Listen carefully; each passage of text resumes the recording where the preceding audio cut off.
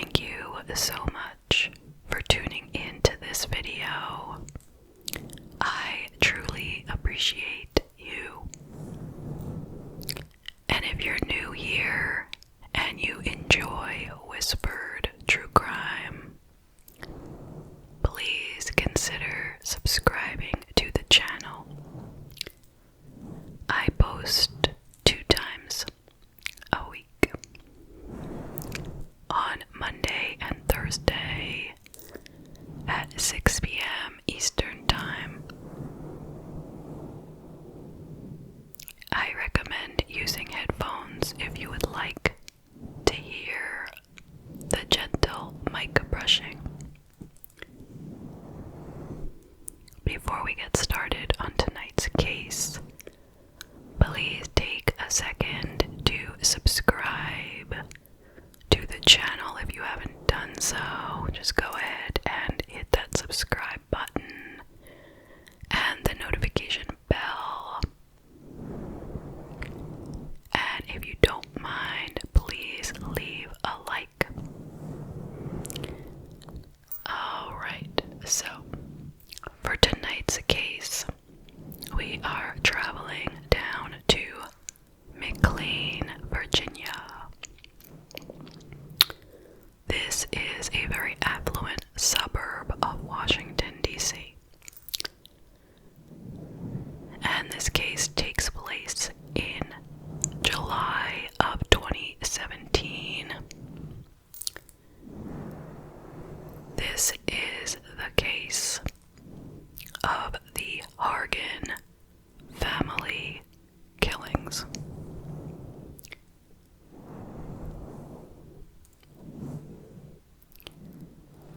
So, let's take a few minutes to learn a little bit about the family.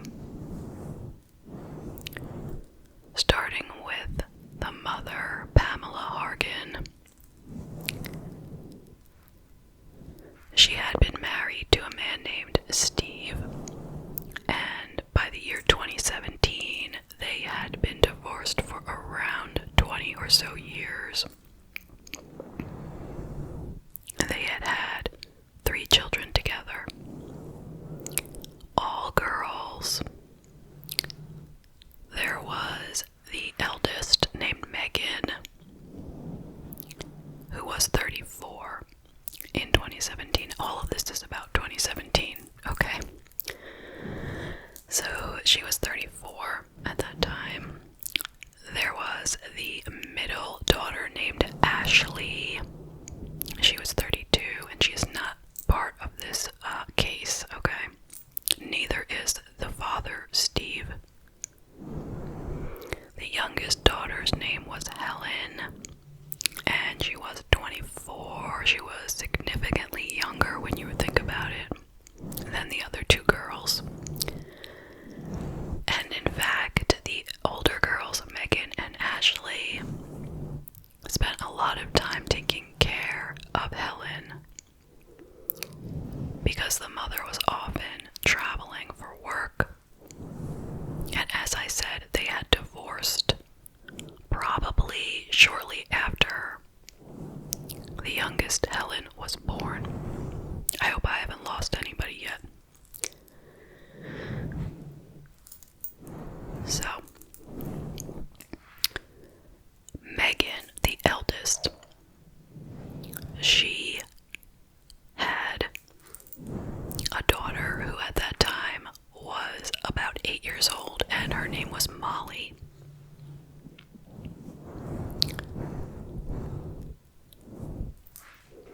Now, let's talk a little bit more in depth about the family members. The mom, Pamela,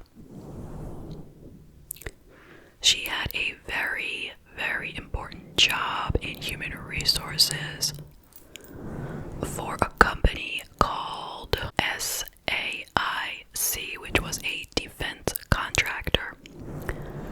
Prior to that, she had worked in human resources for the company Lockheed Martin Aeronautics. And she made a lot of money. She purchased a beautiful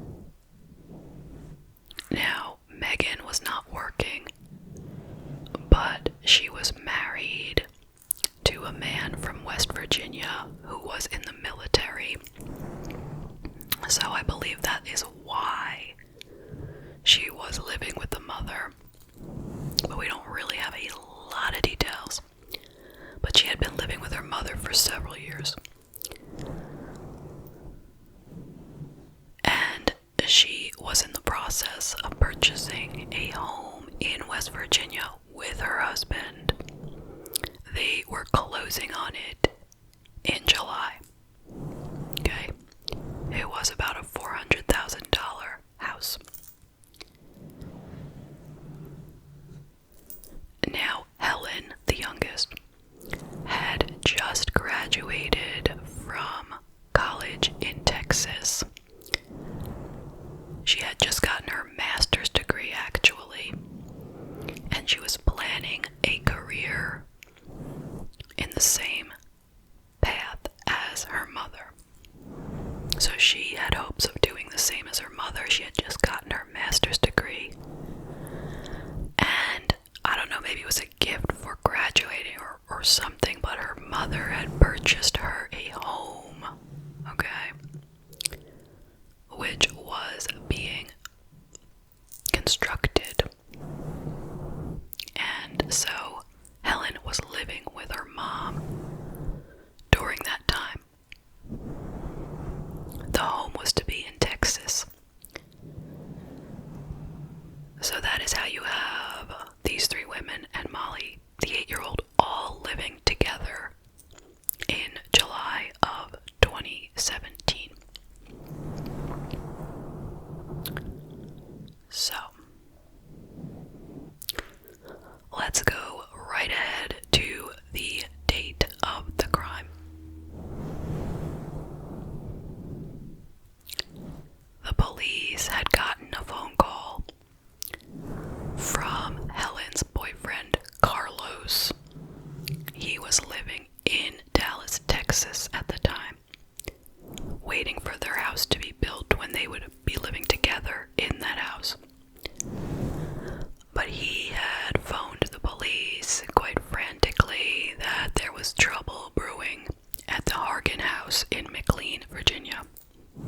He had called from Texas to report that. And we'll get more into exactly what he knew and what he said later. But the police entered the home in the evening of July 14th, 2017. And what they found was a major tragedy, okay? Pamela, the mother, was dead on the floor in the laundry room. She was covered with a blanket. Her cell phone was sitting on top of the puddle of her own blood, looking as if it had been placed there after the fact, for whatever that might mean. Not as if she was holding it when she was killed and it fell out of her hand, because it was not, it was placed there on top of the puddle of blood. And then they head upstairs and they find another shocking horror. Helen is in the bathroom, also dead. And she is holding a .22 caliber rifle, which is a very long rifle.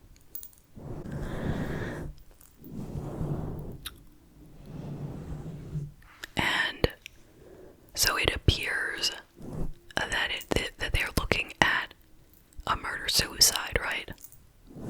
Looks like Helen shot her mom down in the laundry room, then went upstairs and shot herself in the bathroom.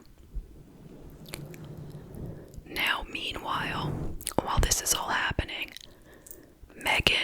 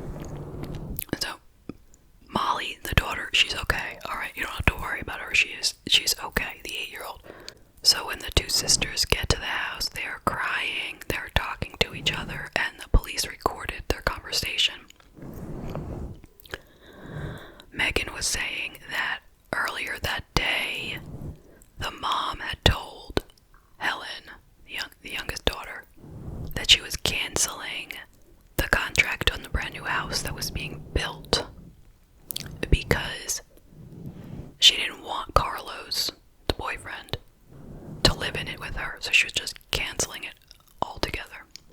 And that is what they were fighting about.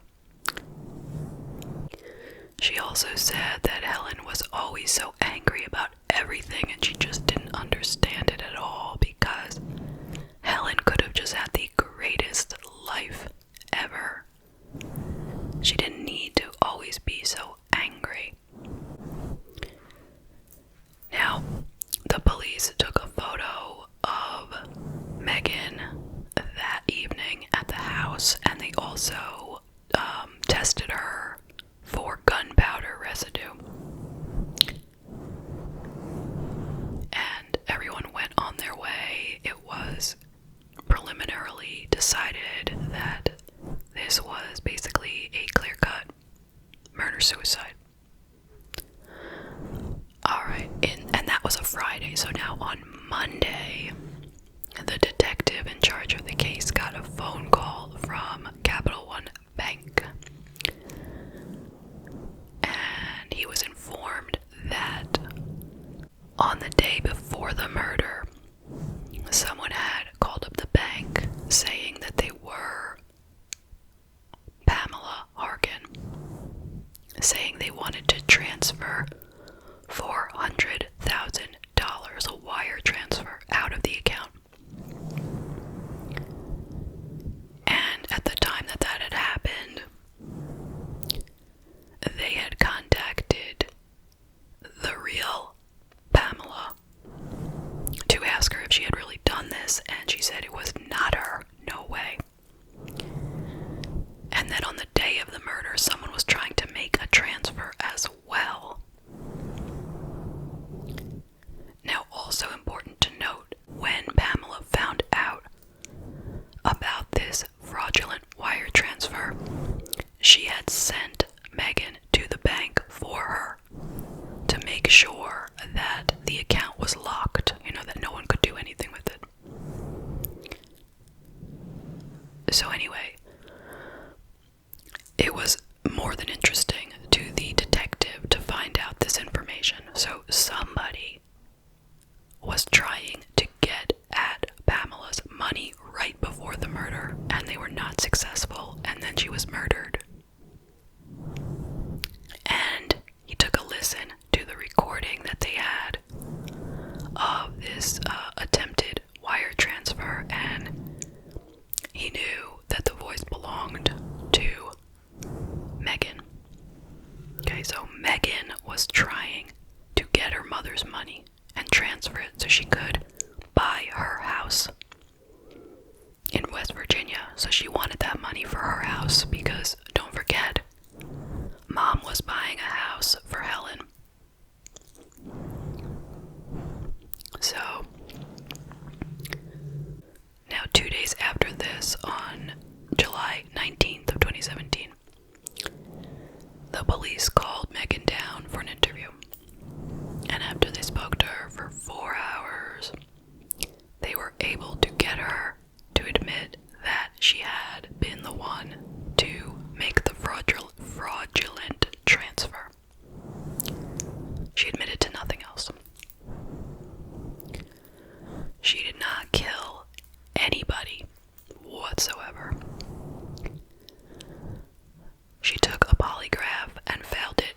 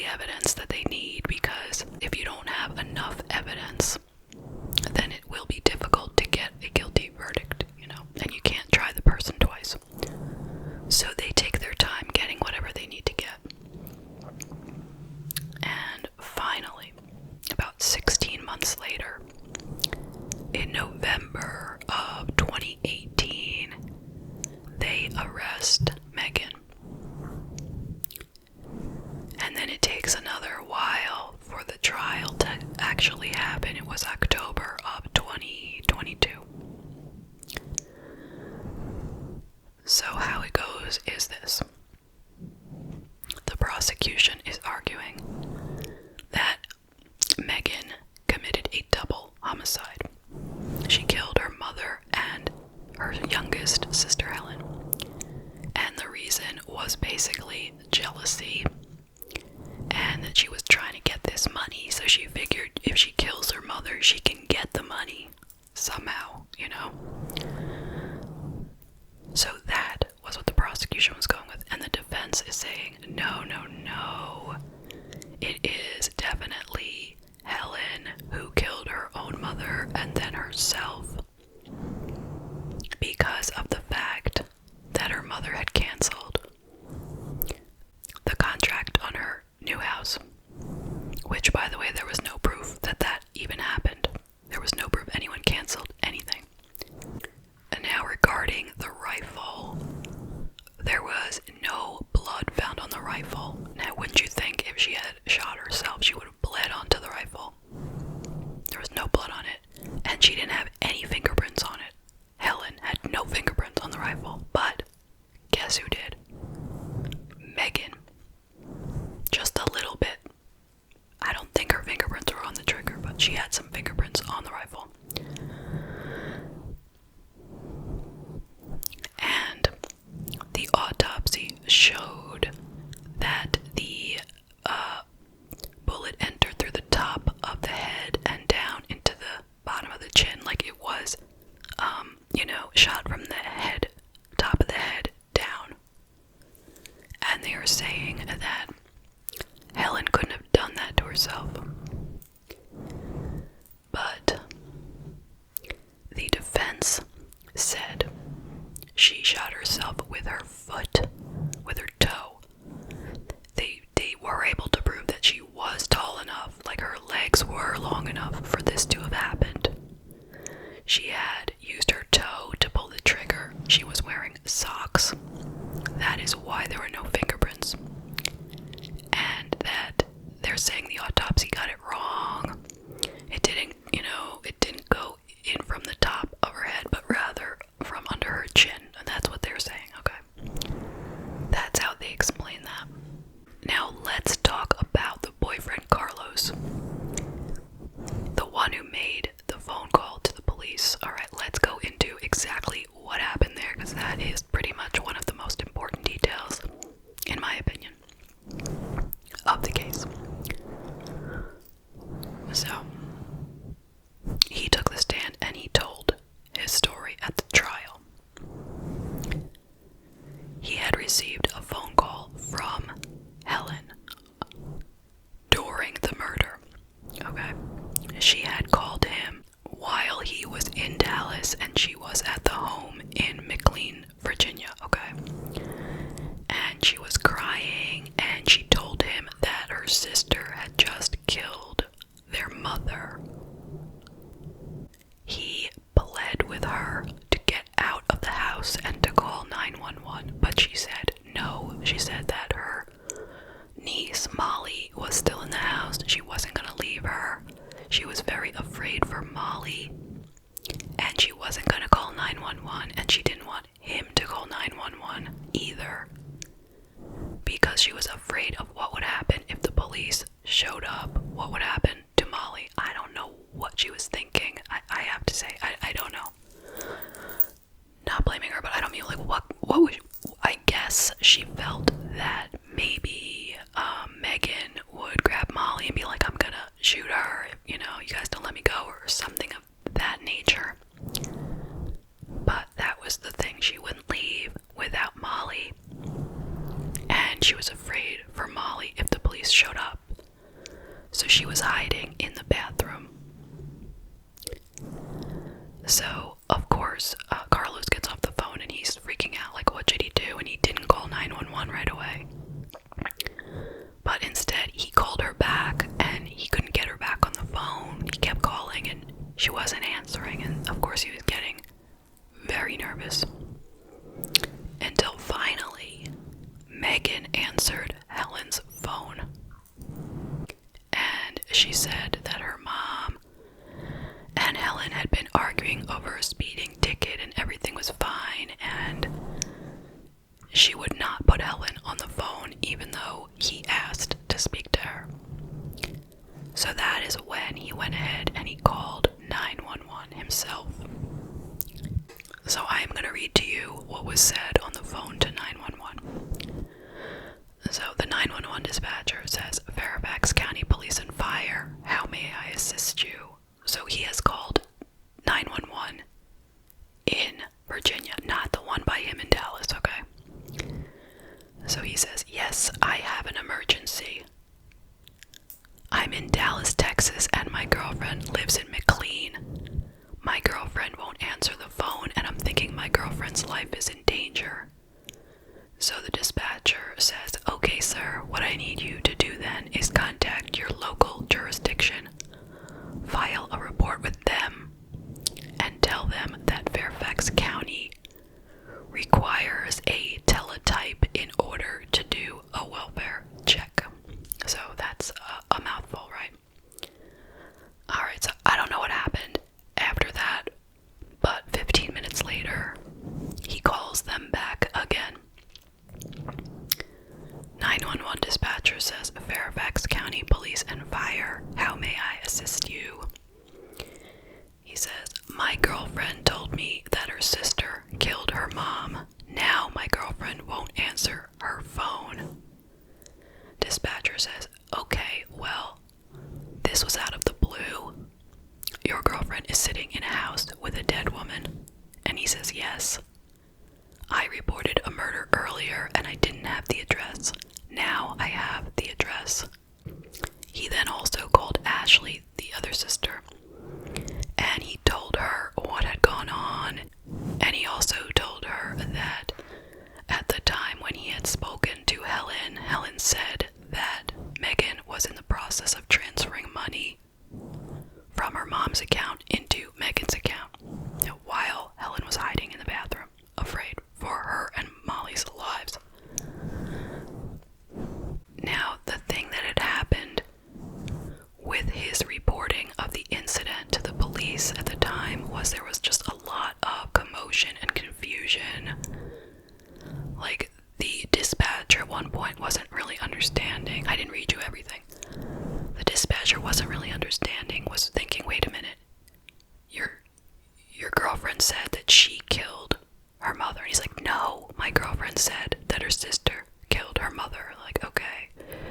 And then, so one dispatcher got off the phone and called somebody else, and they had a conversation, and then they called somebody else. It was the whole big, thing, for them all to piece together what was happening. But the truth is, at that point, the murders were over, The crime had been committed by then.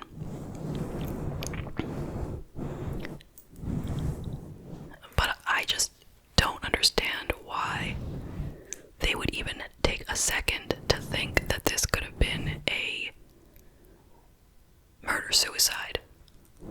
Knowing full well what Carlos had said, it seems really obvious that Megan is the one who had committed both murders, but whatever. So, I'm pretty sure what he said to the jury was extremely meaningful and helped them in making their decisions. So, as you can imagine, she was found guilty of the double homicide, and it was recommended by the jury that Megan should be sentenced to a life sentence for each murder.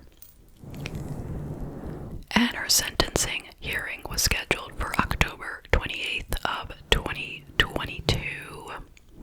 Now we are past that date by now, and I looked as hard as I could and I couldn't find the sentencing. I'm guessing perhaps it was postponed or no one's reporting on it. So I don't know what happened after that. So that is the case. What do you think? I will tell you some of my thoughts. First of all, of course, my heart goes out to both of the victims here.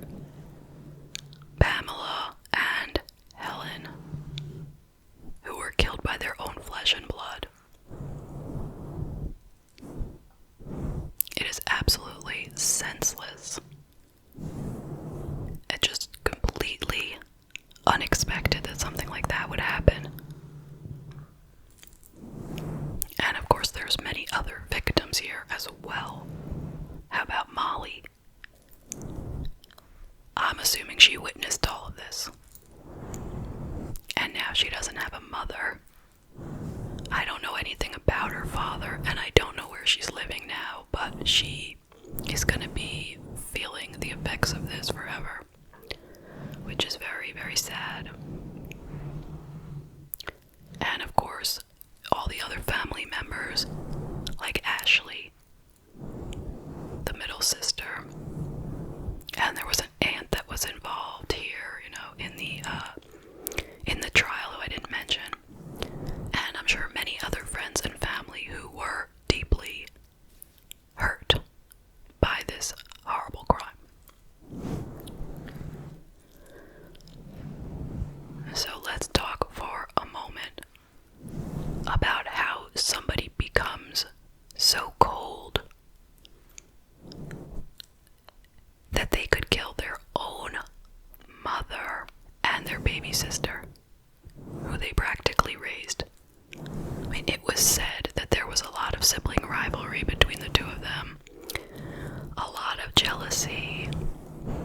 Helen was often seen as the favorite.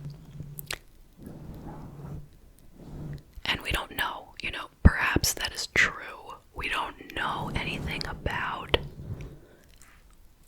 what went on in their childhood in terms of how their mother treated them. We don't know any of that. But as a 34-year-old woman who understands the difference between right and wrong,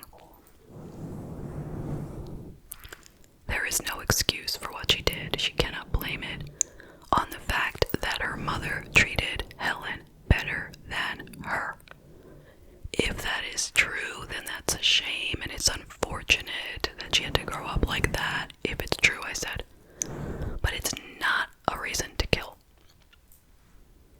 There are plenty of people who didn't have the greatest childhood, who were treated in all kinds of horrible ways, and that never gave anyone an excuse to commit murder. So I am just shocked that somebody could do this to their own family members. And as you see, like, socioeconomic status has nothing to do with who would commit a crime like this. You know what I mean? We're looking at a family who had it all, They were living in this beautiful house, and they had everything. Of course, Megan was not much of a success on her own, okay? From what we know, she had a child, she wasn't working, she didn't have the money for the house that they were going to be getting, and her mother would not give her the money. But as it turns out, after the crime took place and she did not get the money from her mother, she and her husband managed to get a loan from the Veterans Association, and they got the house. So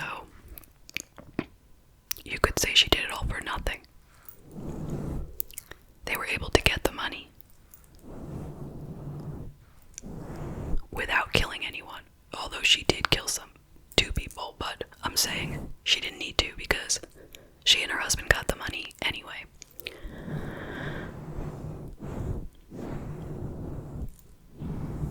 Now, I'm going to go back to the whole thing with whatever went on with Helen calling her boyfriend. That is the most confusing scenario that I have ever heard. Is there something missing from it? Or is it just, does it just not make sense and that's just the way that it is, was Helen just so protective of Molly that was the only thing she could think of, Molly, I'm not leaving without Molly. And I don't want the police to storm in here because of what might happen to Molly. I don't want to blame her. Not one bit, okay?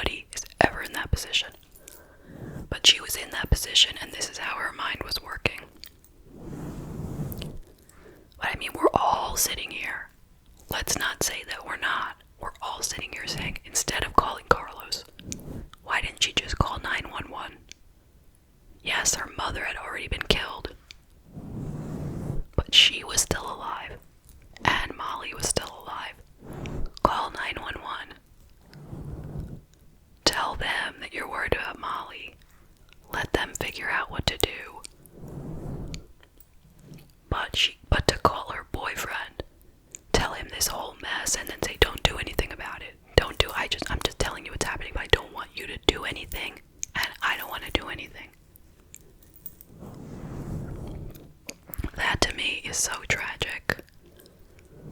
So tragic.